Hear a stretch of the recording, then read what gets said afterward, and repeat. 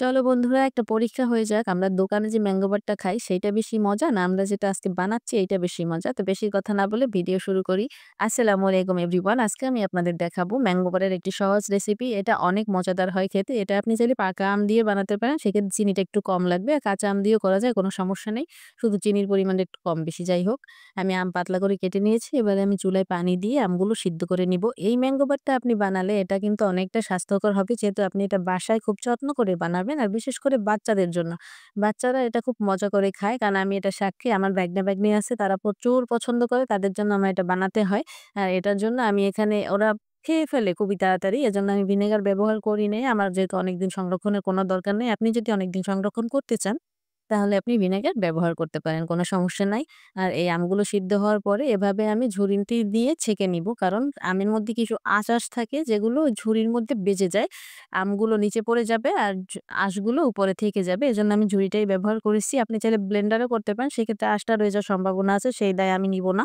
তাই আমি সহজভাবে আমারটাই বললাম। আর এই যে আমার মেইন উপকরণ হচ্ছে অমৃতর ট্যাংটা। এটা হচ্ছে ম্যাঙ্গো ফ্লেভারেরটা। আমার কাছে এটা বেস্ট লাগে। শরবতের জন্য আমার কাছে এটা পছন্দ। ফার্স্ট চয়েস বলতে পারেন। আর এই ম্যাঙ্গো বারের ক্ষেত্রে আমার ফার্স্ট চয়েস অমৃতর ট্যাংটা। এটা খুব স্মেল দেয়। আর এটা আপনি মেশানোর পরেই আপনি বুঝতে পারবেন যে হ্যাঁ, আমি ম্যাঙ্গো বার বানাচ্ছি। এটা আপনি নিজেই তখনই বুঝতে পারবেন। তো এবারে আমি ট্যাংটা মিশিয়ে নিচ্ছি। আর এবার ১ম এ আমি চিনি এড করব এর মধ্যে। তো ১ম এ আমি এই ১ কাপের পরিমাণ চিনি দিয়ে দিলাম। এরপরে আমার টেস্ট করে আমি আবার পরবর্তীতে লাগলে চিনি আরো ব্যবহার করব। মাঝখানে একটু লবণ দিয়ে নিচ্ছি। আর এটা দেওয়ার পরে মনে হচ্ছে যে আমার টকটা আরো বেশি রয়ে গেছে। কারণ এই সিজনের আমগুলো অনেক টক কেন জানি না। এরপরে আমি আরো ১ কাপ চিনি দিয়ে দিলাম। চিনি দেওয়ার ফলে মিশ্রণটা পাতলা হয়ে গেছে। আর এখানে রোদের তাপ খুবই কম।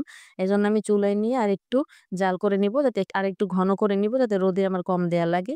আর এখানে হচ্ছে আমার এখন শুকা দেওয়ার প্রসেস শুরু হবে। সেজন্য আমি ৪ টা প্লেট নিয়ে নিয়েছি স্টিলের। সেখানে আমি এখন তেল ব্রাশ করে নিব। যে দেখেন তেল দিলে হয় কি একটু উঠাতে সুবিধা হয়। আর লেগে পড়ার সম্ভাবনাটা একদম 0% থাকে। তো এবারে আমি প্লেটে ম্যাঙ্গো বারের এই যে ডোটা এটা দিয়ে নিব সুন্দর করে।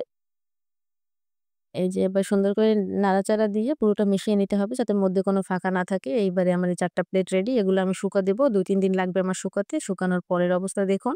এই যে আমার ম্যাঙ্গো বার কিন্তু রেডি। এবারে আমি চাকু দিয়ে কেটে নিব। আর একটা কথা বলি আপনারা শুরুতে দেখেছেন একটু ডিজাইন করে কাটা আছে ওটা আমি আউট অফ ক্যামেরায় করেছি। কারণ আমি এক হাত দিয়ে ক্যামেরাটা এই মুহূর্তে ধরা আছি। সেখানে আমার ওইভাবে ডিজাইন দেখানো সম্ভব না। কারণ ওটা ২ হাত লাগে করতে। তাই আমি আপনাদের সিম্পল যেটা কেটেছিলাম ওইটা দেখাচ্ছি। এই যে দেখেন সাইড থেকে এরকম হয়, লম্বা এরকম। দেখতে ইয়াম্মি লাগতেছে না? চকচক করতেছে। মনে হয় যেন আহা! খেয়ে ফেলি। এটা আপনার বাচ্চারা দিলে 100% সিউর তারা খুব মজা করে খাবে। আর আপনিও স্যাটিসফাইড হবেন কারণ আপনি একটা স্বাস্থ্যকর জিনিস আপনার বাচ্চাকে খেতে দিতে পারতেছেন। দোকান থেকে আর কিনতে হলো না। তো বানাতে সমস্যা কি বলেন তো? এত অল্প উপকরণ দিয়ে ভিডিওটি ভালো লাগলে অবশ্যই শেয়ার করে আমার পাশে থাকবেন। ধন্যবাদ।